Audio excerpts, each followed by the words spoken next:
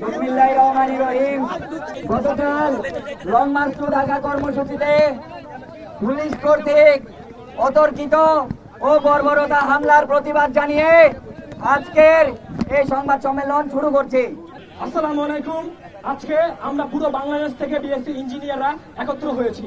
বাংলাদেশের আনাচে কানাচে যত বিএসসি ইঞ্জিনিয়ার ছিল সমস্ত জেলা থেকে, সমস্ত বিভাগ থেকে আমরা প্রাণের দাবি নিয়ে এসেছি। বাংলাদেশ সরকারের শিক্ষা ব্যবস্থায় যেন সঠিক এবং মেধাবীদের মূল্যায়ন করা হয়, সেজন্য আমরা এখানে এসেছি। আমাদের যে 3 দফা দাবি ছিল সেটা নিয়ে আমরা প্রথমে বলবো। আমাদের প্রথম যে দাবি ছিল সেটি হলো সরকারি চাকরির ক্ষেত্রে নবম গ্রেড অর্থাৎ অ্যাসিস্ট্যান্ট ইঞ্জিনিয়ার পদ বা সমমানের পদে যদি চাকরিতে ঢুকতে হয় তাহলে তা হতে হবে সরাসরি নিয়োগ পরীক্ষার মাধ্যমে। সেখানে কোন রকম প্রমোশনাল কোটা থাকতে পারবে না। আমাদের দ্বিতীয় যে দাবি সেটি হলো সরকারি চাকরির 10ম গ্রেড অর্থাৎ সাব অ্যাসিস্ট্যান্ট ইঞ্জিনিয়ার পদ, এইখানে যে শতভাগ ডিপ্লোমা কোটা আছে এটাকে পরিহার করে তার সকলের জন্য উন্মুক্ত পরীক্ষার ব্যবস্থা করতে হবে। সেখানে বিএসসি ইঞ্জিনিয়ার এবং ডিপ্লোমা হোল্ডার দুজনই পরীক্ষা দিবে। মেধার ভিত্তিতে যারা টিকবে তারা সেখানে চাকরি করবে।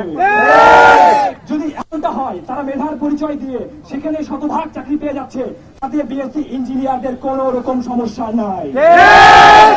এবং এর সাথে আমাদের প্রাণের যে আরেকটি দাবি সেটি হচ্ছে যদি কারো বিএসসি ইঞ্জিনিয়ারিং ডিগ্রি না থাকে তবে সে তার নামের আগে ইঞ্জিনিয়ার পদবি ব্যবহার করতে পারবে না। এবং এই দাবি আদায় করার জন্য আমাদের একটা প্রজ্ঞাপন জারি করা হয়েছে। এই বিষয়ে আমরা বিস্তারিত করব।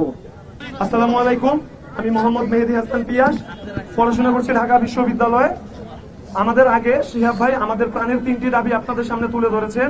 এখন আমরা যেটা বলতে চাই সেটি হলো প্রজ্ঞাপনের মাধ্যমে জারিকৃত কমিটির পুনর্গঠন করতে হবে।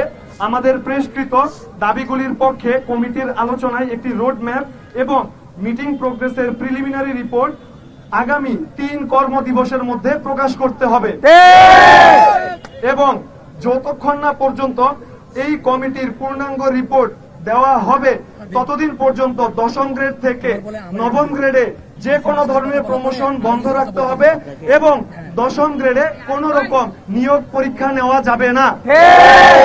এবার আমার সামনে বাকি বক্তব্য হচ্ছে পরবর্তী প্রার্থী তুলে ধরবেন।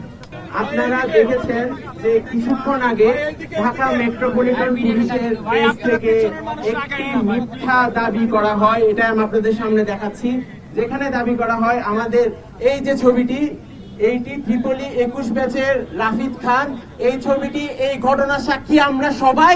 এখানে দাবি করা হয় এআই প্রযুক্তি দিয়ে তৈরি। আমরা এই ধরনের মিথ্যাচারের প্রতিবাদ জানাই। ডিসি মাসুদকে অবিলম্বে বহিষ্কার করতে হবে। মাসুদের নেতৃত্বে কালকে আমাদের শিক্ষার্থীদের উপর যে ন্যাক্কারজনক হামলা হয়েছে তার জন্য তাকে অবিলম্বে বহিষ্কার করতে হবে। আপনারা সবাই দেখেছেন কালকে আমাদের শিক্ষার্থীদের উপর কি নির্মম ভাবে হামলা চালানো হয়েছে। আমাদের শান্তিপূর্ণ কর্মসূচিতে কিভাবে তারা হামলা চালিয়েছে এবং শুধু হামলাই চালায় নাই, তারপর তারা কি পরিমাণ নাটক করেছে তা আপনারা দেখতে পাচ্ছেন। ডিসি মাসুদ এক বক্তব্যে বলেছেন আমরা নাকি হ্যাকসা চাকু নিয়ে ঘুরি। তাকে তার বক্তব্যের প্রমাণ অনতি বিলম্বে দিতে হবে। যদি দিতে না পারেন তবে তিনি প্রকাশ্যে সবার সামনে এসে ক্ষমা চাইবেন এবং তাকে অনতি বিলম্বে বহিষ্কার করতে হবে। ডিসি মাসুদের বহিষ্কার ছাড়া আমরা এখান থেকে এই দাবি আদায় না করে আমরা যাব না।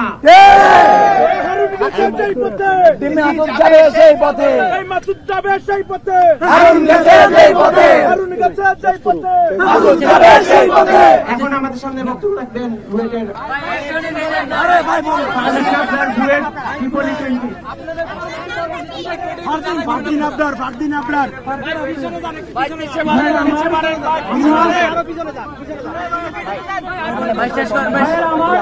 আমরা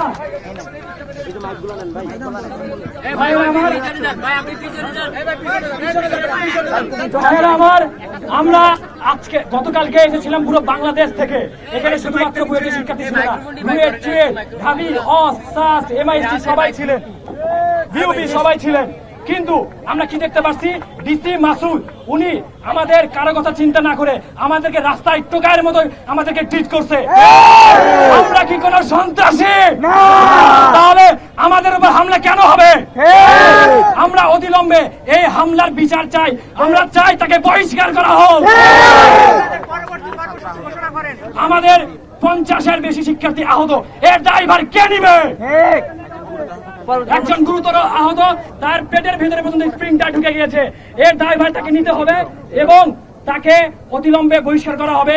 এটাই আমাদের সরকারের প্রতি আমাদের দাবি। গতকাল ডিসি মাসুদের নেতৃত্বে যে হামলা হয়েছে, সেই হামলায় 50-এর বেশি শিক্ষার্থী আহত হয়েছেন। এর মধ্যে আমাদের কেমিক্যাল ভেন্টিলেশন শিক্ষার্থী সাদিক নাসির, তার 5টি ছিদ্র করে ইন্টেস্টাইনের ভেতর 5টি ছিদ্র করে ঢুকে যায়। গতকাল ঢাকা মেডিকেলে তার জরুরি অপারেশন হয়, Dhaka medical orthopaedic operation theatre 1-এ তার জরুরি অপারেশন হয়। তার অবস্থা এখনো আশঙ্কা মুক্ত নন। আপনারা তার জন্য দোয়া করবেন এবং আমরা এর বিচার না করে যাব না। ডিসি মাসুদকে জবাব দিতে হবে, ইন্টারিম সরকারকে জবাব দিতে হবে। আমার ভাইয়ের কেন রক্ত ঝরবে তার জবাব আমরা নিয়েই ছাড়বো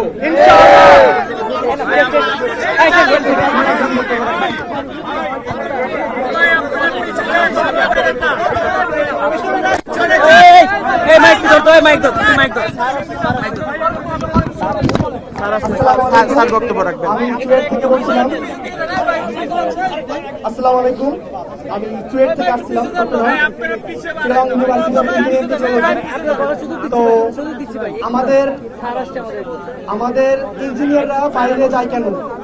আমাদের ইঞ্জিনিয়াররা বাইরে যায় কেন? তারা দেশে মেধার মূল্যায়ন পায় না। পরীক্ষা দিয়ে, ভর্তি পরীক্ষা দিয়ে ম্যাথ সলভ করে আমাদেরকে পরীক্ষা পাস করে তারপর আমরা ভার্সিটিতে চান্স পাই। এরপর আমাদেরকে যখন ডিপ্লোমাদের সঙ্গে যুদ্ধ করতে হয়, ডিপ্লোমাদের সঙ্গে এসে যেমন আমাদেরকে অধিকার আদায় করতে হয়, তাহলে এর থেকে বেশি ন্যাক্কারজনক আমাদের জন্য কিছু হতে পারে না। কারণ আমরা কখনোই চাই না বাংলাদেশ ত্যাগ করতে, আমরা কখনোই চাই না বাংলাদেশের মেধা অন্য কোথাও চলে যান। আমরা চাই বাংলাদেশের মেধা বাংলাদেশে থাকুক, কিন্তু আমাদের মেধা পাচার হয় একমাত্র এই কারণে যারা বাংলাদেশে যথেষ্ট মূল্যায়ন পায় না। তো আমাদের যে 3 দফা দাবি, নবম গ্রেড শুধুমাত্র বিএসসি ইঞ্জিনিয়ারদের, 10ম গ্রেডে শুধুমাত্র পরীক্ষার মাধ্যমে তারা যোগ্যতা দিয়ে আসতে হবে এবং ইঞ্জিনিয়ার বিএসসি ডিগ্রি কখনোই ইঞ্জিনিয়ার ছাড়া কেউ ইউজ করতে পারবে না। শুধুমাত্র বিএসসি ধারীরাই প্রকৌশলী অথবা ইঞ্জিনিয়ার ট্যাক্স দিয়ে ইউজ করতে পারবে। পরবর্তী কর্মসূচি আপনাদেরকে জানিয়ে দেওয়া হবে। এখন